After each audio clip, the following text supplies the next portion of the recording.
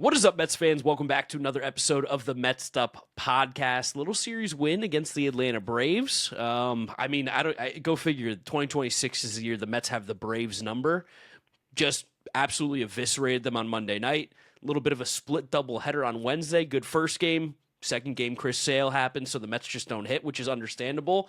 And, of course, we have some more trade rumors and everything going on with the MLB trade deadline. Before we get going into it, make sure you are subscribed over here to Mets'd Up so you don't miss out on any of the Mets content. If you want to listen to the podcast, Apple Podcasts, Spotify, Google, drops a rating, drops a review, download, and subscribe. And, of course, a big shout-out to all our members who get access to the episodes early. This is probably not one of them. This is a late-night recording because the Mets still, again, refuse to end series during the day. I mean, at least it was quick, Game 3. They were supposed to end the series during the day. The rain just killed us there. And then the very cheeky split doubleheader by the Mets trying to juice every single cent out of us this season. But don't really love that. Funny comment. I don't remember who made it during the second game, but that last year the Mets needed one win to get into the playoffs, and they were well below 500 to get to their own division. This year, Mets are 17 games under 500 against the rest in total, and they're like, I think, a game over or just 500 against the NL East, which is the best or second best division in baseball. Dude, and then also how about the fact that like my record and your record this year at Mets games, phenomenal. Unbelievable. I don't think you've seen a loss. I think I've seen one now. Yeah, I think I've seen one or maybe two. Like I think I'm like 10-2. I think like that's almost unfathomable considering the Mets have won 46 games. This was your first game in person in a while. What was it like in there? This was my first game since Ernie's birthday. Night after the day after the Knicks won the NBA Finals. I remember that game. Yeah, I mean, it was an absolute... They beat the Braves. Beat the Braves. Got to beat the brakes off of them. It was very, very empty. I understand day game during the middle of the week is not like the easiest for people to go out to. I think if there was no camp days, might have been 5,000 people in the stadium. The whole vibe was bizarre. I felt like it was really quiet. I felt like there wasn't even a lot to particularly cheer about in this game for the Mets. Like, it was just like a pretty straightforward, boring game. I feel like the Queens crew was taken down a bit. I feel like the whole vibes of the place was very much like... What do you mean taken down a bit? Like just fewer of them? It just felt like there was less Queens crew action going on and a lot less of like the MC guy that's not Mike Janella being like, stand up and cheer for your New York Mets. I think that makes sense when you're of course it should. 20 games under 500, and I'm sure that you're not going to hit your revenue expectations, so I'm sure you have to cut back on certain things, especially during a doubleheader. You're not going to make people work two ends of it, you know? I mean, what was great is that $10 thing on the tickets is awesome today, and they had the $5 beer hot dog thing going on for the day game today, which I thought was interesting, so maybe that's going to be the rest of the year. I hope it is. Maybe that's just also because the Tuesday was rained out, so they honor the Tuesday promotion? Could be, but I got two hot dogs, a Coors Light, and a bucket of pickles for $177 today. That was phenomenal. That was the best part of the game. I wonder who ate those pickles. Yeah, I wonder who. But that's a nice afternoon. Again, that's what this Mets team is. A nice way to spend an afternoon or an evening if you just don't really give a shit about baseball or are at a spot like most of us where the baseball can no longer hurt you. But that was a good game. Like the Mets played well this whole series. Like it was generally clean ball. Every single starter pitched well. The lineup still whatever, neither here nor there. But there's moments. I mean, Monday was an explosion. Francisco Lindor raised his OPS 60 points in one game. He's a better than league average bat now. Like I can't believe it, right? Crazy. I can't believe Francisco Lindor. It took him 50 games to get the OPS again above OPS plus of 100. Who saw that one coming? I've heard that this guy's washed. Surely he'll never play a good game of baseball again in his life. It'll be 120 in like 2 weeks, but that was just a pure onslaught. Like, again, I think I mentioned it 2 or 3 podcasts ago, but maybe last time we played the Braves, that like the Martin Perez experience is incredible at this point in his career. Yeah. It's just nothing. Just seeing what he can do. This feels like those late stage Bartolo Colon starts where like you're like, damn, yeah, I'm happy he's still doing it because there's not going to be many other pitchers like Martin Perez, I feel like, for a while. But it was cool to see the Mets get tons of hard hit balls against him, and then just when a reliever in Connor Thomas, who's now the major league regular, come in, you can just completely eviscerate the dude. It was crazy that to me the Braves left him out there for 80. Yeah, I mean, poor Connor Thomas, like as a person, I feel no remorse for the Atlanta Braves or the fact that it happened to him on the Atlanta Braves. Also, I feel remorse for him. I don't consider him Atlanta Brave. He's never going to pitch for them again, probably. I mean, with all due respect to Connor Thomas, I've looked at his numbers. I've seen him pitch one time. I don't think that there's many more opportunities coming. He's pitched 11 and 2/3 innings in his career at the major league level. These numbers are staggering. These have to be some of the worst in the history of the entire game. 11 and 2/3. He's given up 27 hits, 27 earned runs. He's given up 7 home runs. He's walked 8 guys, struck out 9. Don't know how that happens, but 27 earned runs and 11 and 2/3 is unbelievable. Still, it's just the fact that his team let him just flounder for 80 pitches. Like, that shit's crazy. No, yeah, whatever. I don't care. Yeah, and it's still not getting any sorriness from me. Guy gets to be a major leaguer. I think I'll take it. That's fair, but hey, for a day, back down. Matt Seelinger Got a few grand. Yeah, that's is that his name, Matt? Yeah, it was a shame too. But again, nice to see the offense explode in that one. You got Marcus Semien, homer before just. Oh, we're jumping around. We're going to do 10 minutes of games, and we're going to get to rumors for you guys. Marcus Semien took 3 of the worst at-bats I've ever seen in my life against Chris Sale. Well, I think the last one was Fuentes, but This the first version 2 of were Sale. Marcus Semien makes baseball look so difficult. And I know it is a hard sport. He makes it look really hard. I mean, this version of Marcus Semien is probably the version that we should have seen of Marcus Semien forever. Where he's like, he no longer cares about singles. He no longer cares about using the field. He's like, and again, he's always been mostly like this, but I think now he's selling out more so. I just have to catch that ball out in front. I'm hoping to hook that thing into left field. And it's not working. I feel like maybe he should go back to looking for singles. Like it is, if this is the version that he thinks is optimal right now, to 620 OPS, and it is the worst defense at second base. I don't really see how you could ever convince yourself that that's a good game plan. No, I'm at a spot where I'm incredibly tired of watching him play baseball. I don't really want to see him. 2 more full years. Yeah, we saw from Robinson Cano, he's not going to be in this roster for 2 full years. There's just no way that happens. But I'm just hoping we get to a spot where, again, like this, the rest of the season is experimentation and the possibility of soft tanking, which I want to talk about later on. So I would like to see AJ Ewing maybe get some reps there, see what he has there. I'd like to see Brett Beatty get some more reps there. And Brett Beatty continue, even though I hate how it looks, get reps in the outfield maybe when Renaya's on the mound, so we don't have to ruin starts from any of the young guys like last week with Christian Scott. But it's just get Jared Young more outfield reps again. Like it's you got just Francisco Alvarez want to play second base if he's not traded. Like I don't really know. Like this, the rest of the season. Rafael Devers has grabbed the glove. You see that he's playing a little second base during warm-ups because they got all these injuries. As I'm saying, why not right now? It's a shame for them. Casey Schmidt went down. He's having a sick breakout season. Oh, yeah. But that's kind of what this is. Like the one saving grace for us Mets fans for the rest of the season. Again, are our rookies. We love our young men, AJ Ewing, Carson Bench, but the pitchers, especially Zach Thornton, again, having another really nice start on Monday.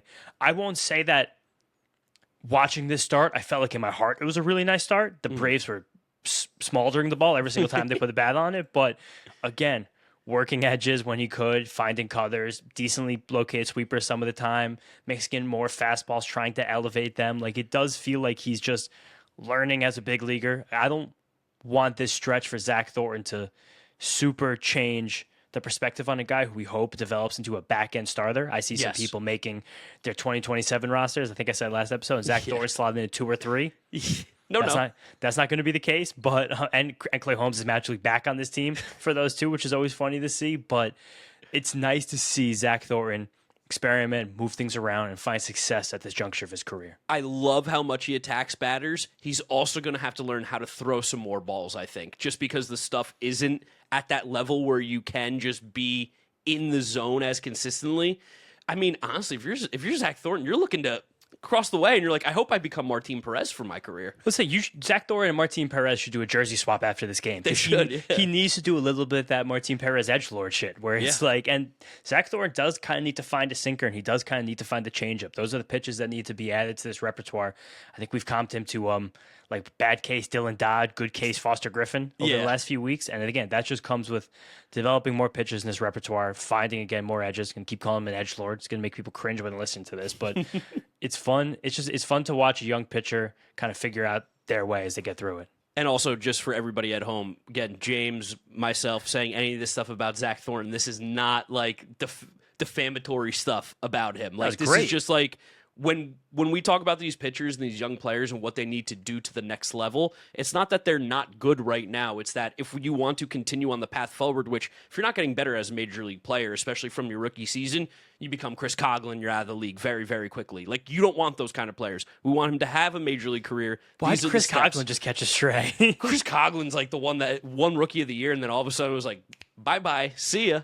Yeah, I mean, Chris Coughlin put up how many career WAR? One career WAR. Oh my God. And how much was it for his rookie year? 1.1. Yeah, there it is. It's tough. Chris Coughlin played 800 games. That's shockingly low. Fighting Mark Vientos for a WAR battle right there. Oh my gosh, I don't even want to watch that guy play baseball anymore. But again, lots more. Keep going on. A few more minutes. Yes. Lots of good things to pull from this series. How about game 2? Sean Manaea is like, this fucker's going to make me believe. No, I fully believe in Shoman as a mid-rotation guy again. I think I've been on that train for like a month. I think we said it from that. I think it was the Yankee game, one of the first bulk appearances when we were like, oh, Shoman is actually throwing 91 miles an hour. He's got like a 3.6 ERA. Like that is. I think he got to 93 today again a bunch of times. And you saw it last start. You saw it this start again. You were at the game, so you didn't hear the guys talking about it. But just the way he's so comfortable with his fastball. This is kind of how Manaea pitched when he was at his best in 2024. Not saying we're anywhere close to that or we'll ever get close to that again, but it's this idea, it's old school pitching where I am throwing you my fastball until you've proved to me you can actually hit my fastball, and then I'll adjust after that off of that. And that's what he did now. 2 straight starts. He was good. He located that pitch really well. Like the sweeper was nice. And like he's not scared to work both sides of the plate. He's not scared to go high to hitters. Like this was a good version of Sean Manaea and won that for 20 mil as your 3-4 star the next year.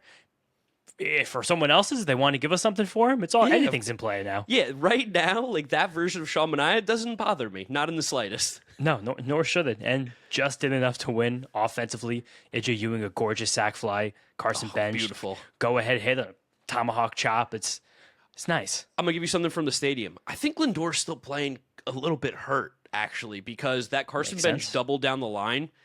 It was crazy Lindor didn't score. And when I was watching him run, it looked like he wasn't running hard, which obviously we know he's not running. He's not running hard. I think he's probably as hard as he has to. Yeah, being instructed on the effort level on the base paths at certain times because I was surprised they didn't score. And then once I started watching him run, I was like, oh yeah, like he's definitely not 100%. And I think that's another thing that a lot of people need to keep in mind too. Big second half of the season coming up. There might be a hot ticket, a rivalry series, a sold-out experience that you need to get your hands on. And SeatGeek is the spot for that. You can find good pricing. They help you with the pricing. Green dot, good. Red dot, not as good. And they help you with your view of the seat for some big matchups coming up in August, September, and eventually leading up to playoffs. Why would you not use SeatGeek? If you want to view from your seat, you want to know if it's a good seat, if it's a good deal, it has all of it on the app. It's easy to use. It's one click, boom. You buy the tickets, they send them right to you. You get them on the app, and then you can go check out whatever game, whatever you're a fan of, you can go to, whether it's baseball, whether it's concerts, whatever you're into, you can find a ticket, and you can always try to find the green dot on SeatGeek. And for MLB tickets, you can get 10% off with that promo code we're running all season long, Territory10. That's Territory10 off your next set of MLB tickets at SeatGeek. Make sure you click the link in the description to download the app and have the code automatically added to your account so you can use it later. There was also that play to his backhand. I want to say it was one of the early innings where he just didn't get to it. Yes. And part of that's being in his 30s. Part of that is possibly still the calf. And again, calf injuries are really weird, which is why it was nice they were comfortable with him in the lost season. So same with Juan Soto right now. Weird those guys both have fucking calf injuries. It's insane to think about, but it's also something. He also has only attempted 1 stolen base since coming off the injured list, and we're over a month now since that's happened. So that's a pretty clear indication that he definitely still has something nagging him. Other thing in this game to talk about positive-wise, again, Carson Bench continues to just look fantastic at the plate. Love watching him hit. And Francisco Alvarez, that line drive that he hit to left field, I mean, just absolutely pissed on it. I love when he's hitting ninth, I love watching him play. Yeah, right? And for some reason, that's just it. And again, I think my bold take coming out his deadlines that he might be the one that we're shocked is moved. Yeah, I thought it was interesting to see like Ohapi moved. Alvarez is way better than him, of course. These are not play the same sport. They're only comparable by the fact that they're both right-handed hitting catchers who are horrendous defensively. Alvarez better than Ohapi. Well, yeah, I mean, Miriu is better than Ohapi right now behind the plate, but like, yeah, I think someone put out an article too today about how the catching market is going to be the most active of all positions. It seems like because every contender needs them.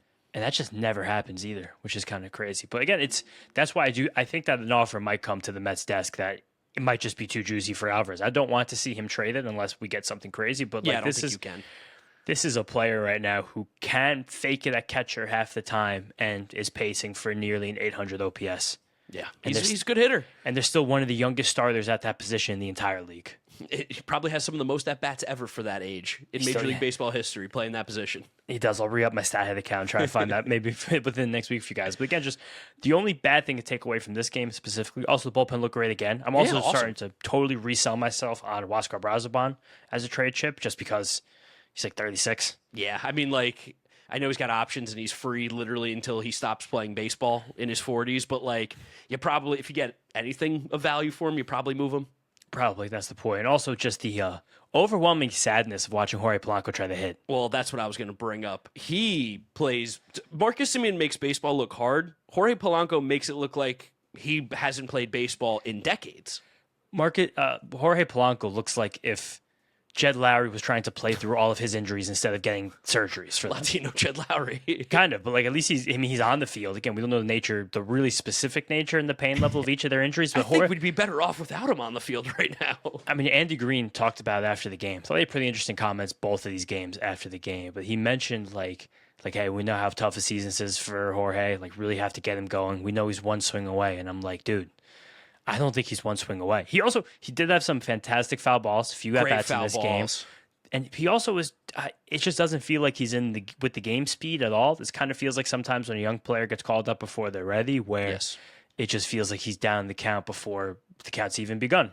It was the Brett Beatty watch last year where I was like, dude, it's 0-2 again? How is this happening? Need 3 ball counts for Brett Beatty, who at least also hit the ball hard in this game. Yeah, smoked it. That was good to see. But yeah, Jorge Polanco, thank God that this season doesn't matter because we would have crazy conversations right now about if the Mets were like competing for a playoff spot when like Jorge Polanco and Marcus Semien combined don't even have like a particularly good OPS. I was deep in the trade machine today trying to figure out like some kind of 3-team just monster with the Mets, the Diamondbacks. I was trying to find a third team where the Mets take Corbin Burns money. They sent like Shamanaya and Jorge Polanco out somehow. Like I was trying to work it out. The problem is that we're getting the best player in this trade. Well, I mean, the best player just had a complication off of Tommy John surgery. Yeah, we're getting the best player in this trade. Well, I'll say we're gonna find a way to trade something else too. I told you I didn't get to finish this trade. This one that one did not get complete. I did a lot of other crazy ones in the video on my channel for later, but also like that we kind of leaned on a young pitcher who was making his first start of the season. Yeah. Like I felt like besides Jorge Polanco, the at-bats were strong in general. There were long counts. There were multiple walks. Like Braves made some good plays, like to get out of jams too. So it was, if you know who also drove me insane, Bo Bichette's driving me nuts again. Yeah, it's not good. He takes. Bo Bichette has been playing better. We know that he's been hitting better. The extra base hits have completely gone away again. They are non-existent. He takes some of the worst quality at bats consistently that I've ever seen from a Major League Baseball player. Oh, we're at a 650 OPS over his last 30 games again. Yeah, like he's totally back to being like low T-Bo. Slappy. He also, there was one of those plate appearances, I think it was before Benj got the hit where Bo came up first. Yes. And he swung at a pitch that was on his hands that was never even close to being a strike. And I was just like, why now? From my seats down the third baseline, I went, come on, man. I also had him for 1+ RBI today. Came on with runners in scoring position every fucking at-bat, and he couldn't do anything. I mean, in terms of expected goals, expected RBIs, Bo might hit the 120 mark. He might hit 160, and this team is stunk every single time. But close it out. A few more minutes. Then some trade talks. I think Chris Sale needs even more respect than he already gets. If Jacob Misiorowski didn't exist this season, we would talk about Chris Sale as one of the most unlikely dominant seasons that a 37-year-old ever has had. This is like he's doing Randy Johnson late 30s. He's doing Randy Johnson, Roger Clemens stuff, where it's just like Kershaw didn't, I don't even feel like, do this stuff because he didn't have the innings. He was getting hurt all the time down the stretch. Kershaw's retired. I think he's 38. He's only 38? Everyone says that. Kershaw was not as old as you, because he came up at 21. Yeah, he played against the Mets in that playoff series. But, no, Chris Sale's unbelievable. I think I said in the updated Kershaw's 38 right now. Ooh, that's crazy. He was 37 when last season ended. So him and Chris Sale are only a few months apart. Kershaw's birthday is March 19th, 88. Chris Sale was born on... Here it comes. March 30th, 89. What's it about March?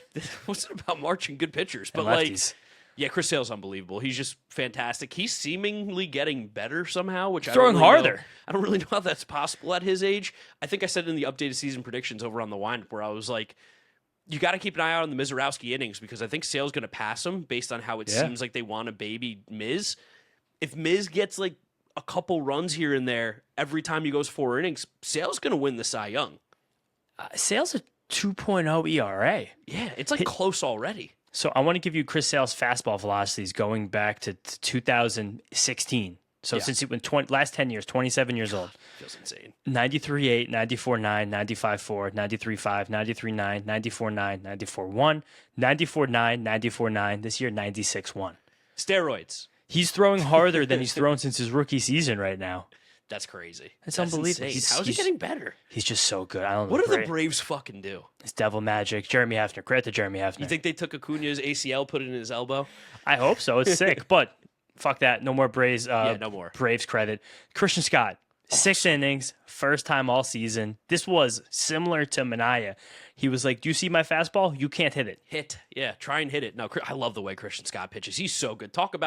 You want to talk about next year's rotation? The first 2 names should always and will be Nolan McLean, Christian Scott. That's how it goes in that order. Or Nolan McLean, free agent acquisition, Christian Scott. It could go Tarek Skubal, Nolan McLean, Christian Scott. Yeah, we're gonna be taking Skubal's last start today in Detroit. That made me sad. That was like a super, super depressing moment. Like to see him like come off the mound. That's like, oh, he gone. I tweeted. I was like, I'm not even a Tigers fan. I have a pit in my stomach watching this. The pitching ninja retweeted me. Let's go, pitching ninja. But pitching ninja's the man. It was just. Andy Green talked about this after the game too. He's like, that Christian Scott knows he belongs on this mound, that he could be one of the best pitchers like in the show. And when he came out and he was ripping, he threw a fastball almost every single pitch in the first 3 innings. Sick. And I was like, oh yeah. First pitch, like it never stopped. 70% strike rate on the game also is obscene against a lineup that had 6 lefties and only 3 righties, and that came with him finding a lot of spots as he got deeper into this game and really tough 5th and 6th innings to drop necessary curveballs. There was even 4 splitters in there for the first time in a while. Like it was like, oh, he didn't get a swing and missed any of those pitches, but he landed them for strikes. He got some weird swings on them. It was like, he's kind of growing a lot right in front of our eyes. And this is one of the best to look for any silver linings this season. This is probably the biggest one besides AJ Ewing. Yeah, I mean, the young players. That's really just what it is. Christian Scott, technically still a rookie. Big year for Mets rookies. It's crazy. This is going to be all-time war for Mets rookies. And we might not get a PPI out of any of them. JJ Weatherhold's OPS is down to like 728. Oh, okay. Are we going to give the rookie of the year for second base defense? If they do, riot. I'm picking so many fights with the Central Divisions on Twitter over the last few days. It was They're a Weatherholt. joke. It was Weatherholt last week. Now, I guess there was nothing else from this game, right? As we transition to trade deadline talk. No, we're gonna talk trade deadline now. Yeah, just heaps of praise on Christian Scott, and again, have to mention that Luis Robert Jr. had a looking strike against position player, looking strikeout, backwards catch, by Jorge Mateo, and then he hit third in the second game on Wednesday. But trade deadline stuff. We are on scout watch right now in Mets world. Time. We had scouts at Clay Holmes' St. Lucie start. We had Mets scouts at the Cubs AA game. Yep. We had a crew of scouts at our game tonight in Queens. Like and game 1. It's scouts everywhere. No, everyone's watching who these Mets pitchers are, because that's truthfully what's going to be the most exciting that gets moved. Like Luis Robert, Tyrone Taylor, they're not going to be on the team, but what we get back from them is going to be very much like lottery ticket type feel, where it's like, hopefully a tool that you like and that you think you can develop into guys. But Freddy, Peralta, Clay Holmes, even some combination of Minter, Raley, Brazoban, and then, of course, if Weaver gets moved, that's the big one. That's where we're going to get some guys back. And there are some fun names that we can throw around. And I think there's been a lot of chatter specifically about Peralta's trade value. It's been a very constant topic on this show for 2 months now. Yeah. For a very long time. We've been really waiting for the sell-off, but Will Salmon put out a piece on The Athletic as we started recording this, 11:30 on Wednesday night. And I'm just going to read you. It's a gift article. It's free, so I don't feel bad. Sorry, Will, exchanging an Athletic article on the show. Once Freddy Peralta leaves the Mets via trade at some point before the August 3rd deadline, will better results follow him? According to 3 executives searching for rotation help who were granted anonymity in exchange for their candor, yes. For a bunch of teams, he's starting a playoff game. A different one added, regardless of the results, he's still going to be one of the top 3 or 4 starters available. I think that's something that is divisive right now in the Mets world, in the baseball world, because we've seen this guy pitch like utter dog shit for every single start of the month. He's over and over again, nonstop in our faces. But I do think that teams are going to value him still pretty highly at the deadline. I think we're getting a lot of buzz about Clay Holmes being valued pretty highly at the deadline. With the Padres winning baseball games, Luke Weaver might be the best reliever at the deadline right now. Yeah, which is crazy to think about. Padres won, 5 straight now, so they're back above 500 and making everyone think that they're going to be a playoff team. Have you seen what the Padres are doing? I have not. They are running like playoff starts. Whoa. Like if someone gets in trouble in the 4th inning, like Germán Marquez is now throwing 50 pitches and he's gassing up to 96 and he's out of there. Well, this is not going to last. Well, I mean, if it lasts this week, I do not care. It's totally fine. Just as long as they don't sell those relievers, it's perfect. I still think they sell Marahone just because it's a rental. But I want to see they stretched out Canning today because they played the Rockies, so they could do that. But they're just going be easy. They're just going nonsense. Oh no, this is wise because Kyle Hart got 2 2/3 and Canning got 3. There we go. So he didn't even stretch him out. They're just putting guys together, piggybacking, and then letting the monster bullpen and they just got Jeremiah Estrada back, just go ape every single game. I do love the idea of AJ Preller being like, right now, this is my playoffs. I have to get this team back in a spot so I don't have to trade off my guys. And the Tigers did this 2 years ago, and it worked for 3 straight months, 2 straight months. Like, I guess you could get away with through it. the playoffs, as long as you have a few horses, and I guess for them, Michael King is just going to be a horse, even though he's not pitching his best, and then Musgrove and Pavetta are throwing again. Like it's when Joe Musgrove pitches again, I'll believe it. Prell's trying to throw the needle right now, and like by God, I think he might be able to pull it off. I can't wait to see how much he's smirking. But again, the Mets are weirdly and oddly in the catbird seat this deadline. Yeah, like Tarek Skubal's definitely getting moved, so he's the clear best player that's going to be traded at the deadline. Obviously. It's not even close. Outside of that, the Mets do kind of have the most interesting pieces to go for out next that are realistically on the move. Especially now the Marlins just swept the Phillies, so I think Sandy's again staying put. That team, talk about fun ball. Talk about like the weirdest group of baseball ever. Also, talk about the Phillies shitting down their leg. Also, shout out Bryce Harper bringing the negative vibes again. Started talking shit on the Mets, which is super funny because he's never beaten the Mets in a playoff series, which I thought was really funny. He's also never won anything. He's never won anything, so there's no reason for him to talk. Mookie Betts could talk all the shit he wants. Bryce Harper, that's really funny. You showed up really big in 2024. But then he talked about, like, called out the front office about, like, needing players, and then Don Mattingly called him out and said that Bryce, like, thinks he knows how to run a team. He's not the GM. Also, Don Mattingly's son is the assistant GM. Yeah, no, this is like... If this shit happened and it said the New York Mets, this would be like the biggest news ever. It's such fucking bullshit that these other orgs do all this dumb comment and nonsense, and it just gets glazed over. I hate that shit. Yeah, I mean, it's kind of nature of the beast sometimes. It's just how it rolls. But with the Marlins not selling, if the Padres don't sell, although you see, Otto Lopez has been apparently they're listening to offers on Otto. I mean, what you can get Jesus Mate for Otto Lopez. Like, there's no trade package that exists in the world where you can get Otto Lopez. Ronnie Mauricio. You get Ronnie Mauricio. I never happened. Maybe Ronnie Mauricio in 10 years can be Otto Lopez if he gets DFA'd 2 separate times. But it's really kind of just the Blue Jays and the Mets right now who can like put their feet down and be like, we are sellers and we actually have things to sell. Yes. That you would have any sort of interest in. And then soft Angels if they get rid of their guys with non-expiring contracts. But that's saying that's a very different type of negotiation to get players on team control on rookie deals versus the Mets giving rentals. No, it's a great point. Giants too. Giants are hard sellers. But again, they don't have that much shit to sell. Like, I don't think even if Logan Webb becomes available, someone's forking over $50 million. Robbie Ray is worse than Freddy Peralta. He's worse than Clay Holmes. They don't have any. If they had a reliever, they'd keep him for themselves. Yeah, they definitely don't have any relievers, that's for sure. It was like Eric Miller. That's what I'm saying. Again, it's like the Blue Jays have Gausman, Yimi, Hoffman, but again, expensive. Even he's as expensive as Luke Weaver and probably a little bit worse. It's a little what's going on with Tyler Rogers? Wherever he goes, team just goes to shit. Yeah, right. But all he does is pitch great. It's totally not his fault at all. So this is going to be the Mets playing chicken with the league for the next 72 hours. And the league is also going to play chicken with the Mets as well. 100%. It is going to be, get ready for this, James. It's going to be a real thread the needle moment for David Stearns. Let's see what Boy Genius really can do here. It's going to be funny for us specifically because we've just both been making a lot of content lately. And it's the end of the month and it's an awkward trade deadline on a Monday. So we're done with a huge rush by Friday, but all these trades are going to start to happen on Sunday. Oh, it's going to be infuriating. Yeah, I'm going to want to like be in the sun and enjoy my day and be like, God damn it, now we got to react to stuff. Oh, this weekend I've like already told my girlfriend, I was like, it's going to be a lot of like recording. Like I'm going to be pretty locked into this room because there's going to be a million trades that come in. But it's going to be funny that baseball's biggest day of transaction is going to be on a weekend, which feels like terrible planning, but that's just when the deadline happens to fall. But again, even the Nationals are winning some games. I don't know if they're hard selling anymore. Is there a hard rule of how many days into the season the deadline needs to be? Because I feel like we didn't have to decide for it to be a Monday. No, yeah, I mean, it might be, honestly. I truthfully, I don't know. But again, the Reds are another team that are going to sell, but our pieces are better than their pieces. So Yes. it's just going to be wind up what this is. And it's fascinating to think about what's going to happen. The only firm rumor that we have anything about what the Mets are seeking in return for any of these guys is that they were at the Cubs AA game earlier this week. That was reported by Pat Ragazzo. Sounds like Jefferson Rojas then.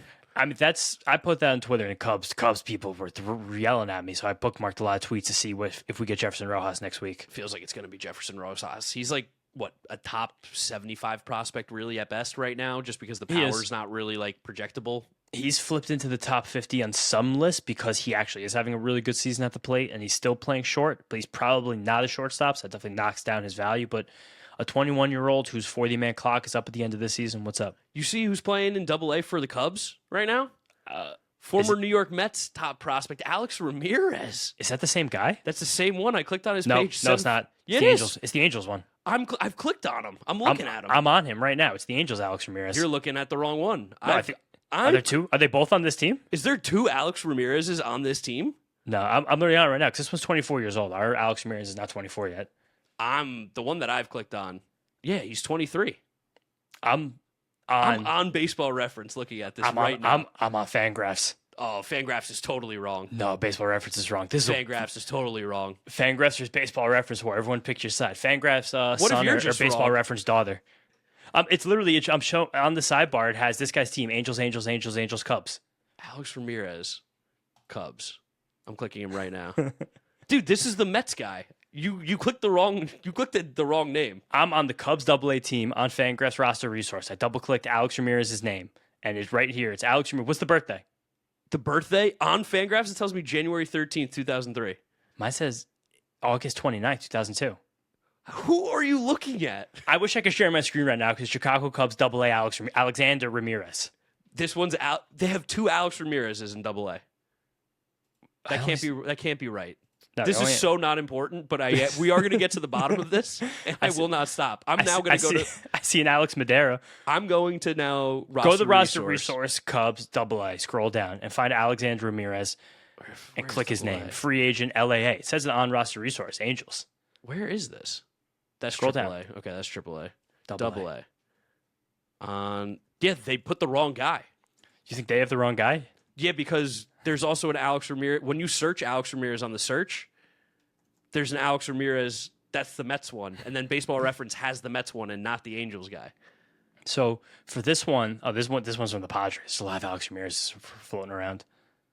I can't find the Mets one anywhere. I just see the What are Cubs you one. talking about? If I search Alex Ramirez, we're getting too many minutes to talk about Alex Ramirez. This is the last right one. now. Search Alex Ramirez, I'm and there. on Minor Leagues International College, over to the right, it'll have Yeah. Alex Ramirez CHC 113 2003.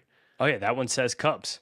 Yeah. Oh, and that one's Mets. That's so Yeah. funny. Wait, so he's actually not playing that bad. AA. That's what I'm saying. Get him back. Bring him back. Back together. Alex Ramirez, the original comeback tour. But I digress again. Back to guys that they could be looking at in That's Cubs so AA. It's likely Jefferson Rojas as just again. It's a lot of times top 100 prospects don't get traded at the deadline, and that's I think going to frustrate lots of Met fans that we're going to do this big sell off, and there's not going to be an obvious top 100 guy that comes back.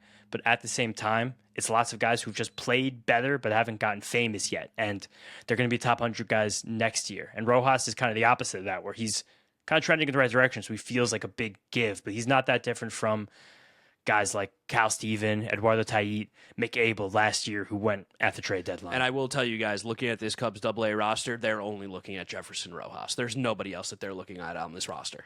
I thought Brooks Capel had some nice stuff as well. He flashed to me, and I think there was one more. That feels like a very floor Infield, play rather than ceiling if you're going for a Brooks Capel.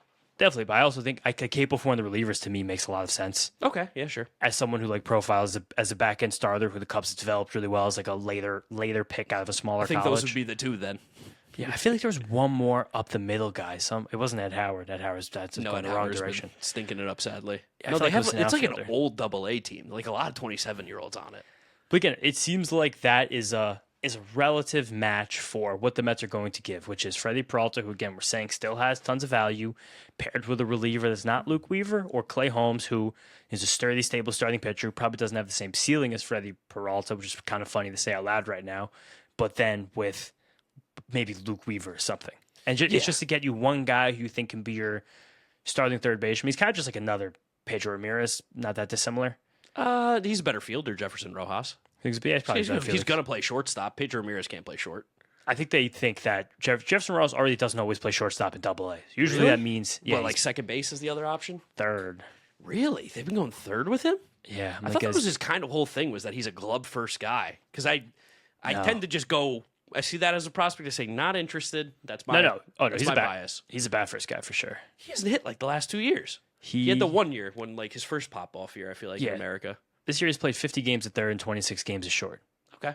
And he's also, last year high A, 150 WRC plus as 20-year-old. This year at Double-A, 90 games, 113 WRC plus. That's a year younger than the average age at the level. He's all right. Yeah, good bat to ball, growing power, can steal a base. Like he just feels like a very classic back of the top 100 prospect. Yeah. Not sexy, but sure. Yeah, we also have some advanced data on Jefferson Rojas from down there. It's a 24.7 whiff rate. That's better than average. It's a 14% in-zone whiff rate, which is also much better than average. Only a 31% chase rate. Again, better than average. 50% swing, which is someone who likes to swing. Where 110 mile an hour max exit velocity, we'll take that from 21-year-old. Average. 104 mile an hour 90th, and a just under 40% hard hit rate. But he's a guy who is eager. He likes to swing, get after the ball, and can identify pitches in the heart of the zone. He seems like a guy he's got good contact, good power, neither are great, but neither are bad, so it gives you a soft landing spot in the bigs. I do wish that we had more rumors than the ones that we can just connect the dots to. We've got a tight front office these days, dude. I know.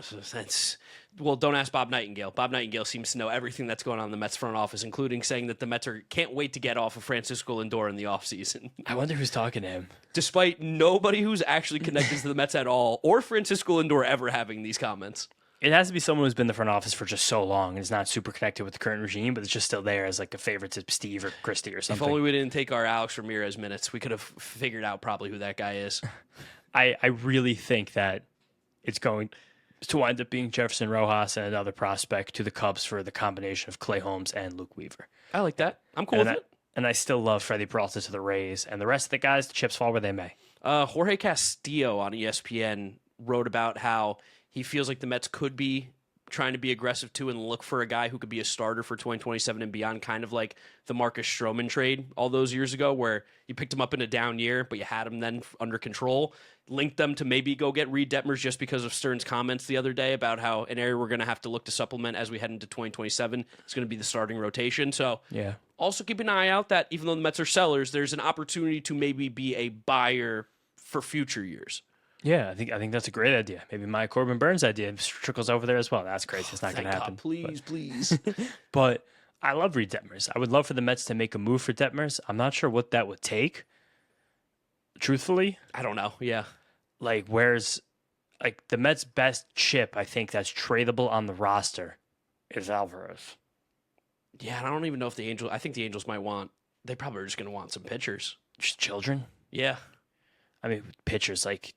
Could you like? I would trade. Are you? Would you do Tong? I was thinking about Tong, but that's not enough. You probably have to give more at this point. No, you probably have to give Tong, and honestly, you probably like throw Clifford in there, and they probably like be like, all right, one more guy. No, I don't think they even want Clifford. I think they love Shanuel, who is just. They shouldn't. He's eaten 120 WRC plus seasons alive. Ugh, whatever. I like Shanuel for that. Yeah, I mean, love a first baseman that can't hit for any power. Yeah, like we also had a big week of promotions, which I think is a nice thing for the Mets prospects right now. Mitch Voigt to Double-A, smoked a double in his first plate appearance there. I think that's a very big deal. We also had some recent draftees make their debuts for Low A. I want to say it was the guy's last name Robbins. Aiden Robbins. He hit a double in his first game with low exit velocities, but he hit a double. And then Joe DeMeo tweeted about some others. I want to just mention them all right now. Antonio Jimenez, who was the second round pick last year, got up to High A, Brooklyn. Voigt's the big one though, because Voigt hasn't had a great season statistically, but he struggled with an injury at the beginning of it, and then a lot of his metrics popped in the 6 weeks since that happened. So and he's been playing good short. He's been playing good short. I think the team thinks he's a capable shortstop, and it looks like he can hit. They made the big swing change with him fucking with his leg kick. The Mets have converted lots of first-round picks lately, so I'm going to believe in Mitch Voigt till I don't. Yeah, and that's kind of all we got, I feel like. Yeah, it was, definitely a bit of a softer episode. I got all the promotions right here. I'm scrolling from Joe. I'm trying to think if there's anything that I'm missing in the Mets world. It was a soft week.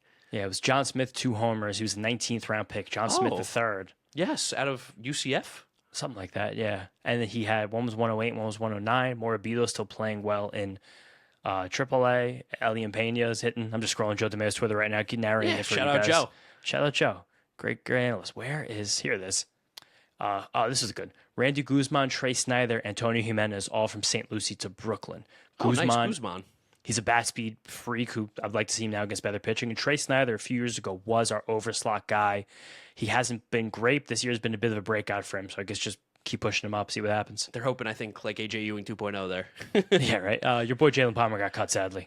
When I saw that name, sorry, Jalen, I don't think you're listening to this. I couldn't even believe that he was still contracted to play for the team. The first player we ever interviewed on the Mets'd podcast. Jalen Palmer, number 1. R.I.P. Well, he's alive, but not dead. He's alive, but So R.I.P. not dead. Mets career. Yeah. I think that's all we got for you guys. Send them out, Frankie Pep. Series preview. Oh, I keep forgetting about series previews. Yeah, we'll do it. Yeah, might as well. James, let the people know. Who are we seeing? That schedule, I'm blowing it up right now. I have no idea. It's the Marlins, but we got 4 games against the Marlins, so we're going to see almost the whole staff Thursday. Ooh, ace-off Thursday. Yeah, who we got? Nolan McLean versus Yuri Perez. Ooh, okay. I might pull up to that one. Thursday? Yeah. Freddy Peralta versus Jansen Junk Friday night, if maybe. Freddy Peralta's not fucking pitching. He might not pitch that game. Saturday. Wow. Junk off. You can't let him on the field. He's holding back. He gets fucking hurt. No way. Saturday, 4 o'clock, Zach Thornton against Tyler Phillips. Might pull up to that one too. And Sunday, 1:40, question mark, theoretically, Clay Holmes, probably not, versus Sandy Alcantara. There is a 0% chance you can let Clay Holmes or Freddy Peralta pitch at Citi Field again. The only thing about Clay Holmes is that you might just need to let him show it. Just one last time. He gave the start at single A. I'm sure that's enough. You get this. Every team got the stuff reading. They saw him pitch on the mound. They saw the leg. But it might help. I don't know. Remember Verlander did that. That's true. Yeah. Again, not saying that's something maybe they should do, but I could see that being Freddy possible. Peralta can't though. Say you off the mound. Yeah, wrap him in bubble wrap. So just looking at the Mets AAA rotation, Jonah Tong made his last start on the 24th. So that would be a week from Friday. He could pitch on Friday. That could be, if he doesn't take the mound tomorrow, he's probably going to come up pitch on Friday. No, there's a very good chance Freddy Peralta's traded the next 48 hours. Yeah. Yippee! Woo! We'll have something for you guys. Tobias Myers, the 28th, he threw an inning and 2/3, so he's still not stretched out, and he got smoked in AAA. It's a real shame what's going on with that guy. Wenninger, we also mentioned last episode Santucci AAA, correct? Yes. Wenninger was the 21st. He hasn't pitched since the 21st. What are they waiting for? 10 days? Jeez, what are we doing down there? His last start before that was the 10th. What's going on? Every 10 days? Whatever. Not going to get into it. But Marlins team is hot. Heriberto Hernandez has been my guy this year. He's a monster. I think you had him in your YouTube thumbnail as a superstar. You must add. I did. I think he has 3 home runs since I did that. So. Oh shit. He was traded for Nathaniel Lowe 6 years ago. Rangers to Rays. Rays to Rangers. Wow, that trade. Oh my God. Yeah, this is his 3rd team since then. He's finally breaking out big time. He looks nice. 6-run comeback against Jesus Luzardo in the Phillies bullpen on Wednesday to complete the sweep. And it's a team with a lot to play for. I can never say I hate the Marlins. I actually weirdly kind of love the Marlins. I hate them. I watch them so much, but I would like to spoil their season. Yeah, I hate them. I'll never forgive them for what they did to us. Over and over again? Over and over again at the end of the late 2000s. But yeah, let's play spoiler. We gave the Phillies a chance to do something. They just shit down their legs. So now let's beat up on the team that beat up on them. Let's just try to beat every NL East team. I don't care who wins. Yeah, no, I don't care who wins the division. Just make it hard for them.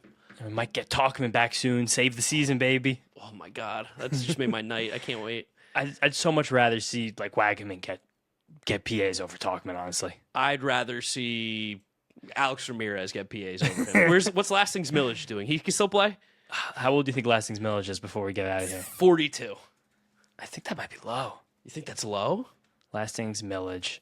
2006, he was 18. He's 41. Wow, that's an unbelievable call. Yeah, it's pretty good. But all right, we're sending him out with Frankie Peppers. Frankie Peppers. How you doing? I hope you're So low. Why is he so low? You got to put on a speaker or something. I am. Really? Yeah. Shockingly quiet. I'm just hearing, gentlemen, this is Frankie Peppers very faintly. Yeah, there's something wrong with me. I don't know why it's not on speaker. That's tough. Did you Play- turn off the silent on your phone? It's, I'm max volume. I'm playing the old ones, and they're playing quiet too. So something I screwed up. something's wrong with your phone. Poor Frankie. I'll give this one moment, but I'll try to fill some space here. Some other guys I'd rather see play the outfield than Mike Talkman for why is the. this so low? Man, Andy Ibanez is back in AAA with this team. That's interesting. You know who I'd AAA rather the see whole play the time. outfield, even though we Who? know he can't do it? Let me get some Christopher Morel ABs. Let me see him play. Hunter Biden did content with Barstool. Why is that popping up in my feed? Let's do Jesus. Christian Pache. I'll see what Christian got him. Pache's We got got. him. We got him. I have to close Instagram, open it back up. All right. Never fails. Frankie. How you doing? I hope you're doing okay with all this rain we've been having. And James, I hope your camera's still on. So, boys, I think I've made it officially. I saw in the YouTube comments for the last video. I have my first hater. I don't remember that name because it's not important. But I have my first hater, gentlemen. And they say that you like me way too much and that I'm overrated. And I think that now somebody's calling me overrated. That means I made it, gentlemen. I think I did it, and it's all thanks to you, so I appreciate it. My hot take is that I should have more haters. And my question of the week is, gentlemen, who's your favorite hater? Okay, and the answer can't be the Lion. It has to be somebody else. All right, gentlemen. Dang it. All right, take care. We beat the Braves. Great. Let's go, Mets. Take care, boys. Frankie Peppers getting a hater is like this just sick. tells you there's a lot of evil in this world. That tells you the extension, the reach of the Mets'd universe. Yeah, that someone hates the guy who comes on for 15 seconds, 48 minutes in. I think Frankie's reading those comments more than we are. He might be. I didn't even know that happened down there. I didn't see that one at all. But who's your favorite hater? My favorite hater of mine, man, I feel like I've kind of like separated myself from even knowing who my haters are. Yeah. Do you have one off the top of your head? The Lion was kind of the most recent. No, I have this weird Phillies fan that like lives in my DMs and just sends me mean shit. But it's Yeah. like it's just mean, regular mean. It's not like, oh, I'm so scared of this hater. Yeah, But everyone's just regular mean to me. I start a lot Yeah. of shit, so like I deserve it. yeah, I like interacting with haters. I probably reply to people too much on Twitter, but it's just kind of fun, and I love to procrastinate. Of course, yeah, it's a good way to waste time. Yeah, become friendly with one of my haters. I don't think he was ever a hater. I think he was just like wanted some better takes. Guy's named Howard, old school dude. Wife's a Tigers fan, lives in Michigan, but still loves the Mets. He's told me in Twitter replies so much recently, but I know who the biggest hater is now. hell of a dude. Who's your biggest hater? There's a guy that comments on all of our videos on the windup and also watches Mets'd Up and also comments on my videos about like how incredibly biased we are towards the Mets. And on the windup specifically, he's like, this isn't a Mets channel. Talk about all baseball. Yeah, I think we do. Yeah, I think we do too, but I like it. I think some of the Mets fans would say we talk about too much other stuff on this besides the Mets. He's going to comment on this video and he's going to say, that's me. He knows it's him. It's a little Shout tip out- of the cap to you. Shout out that guy. Yeah, shout out that guy. And that's it. They got nothing else to talk about. Subscribe to Mets'd Up Podcast over on YouTube. Listen to us, Apple Podcasts, Spotify, Google. Drop us a rating, drop us a review, download, and subscribe. You can follow James on social media at James Shiano. I'm Draft Nick Mark. Shout out Daniel Duarte. We'll see you guys next time. Peace out, guys. Go Mets.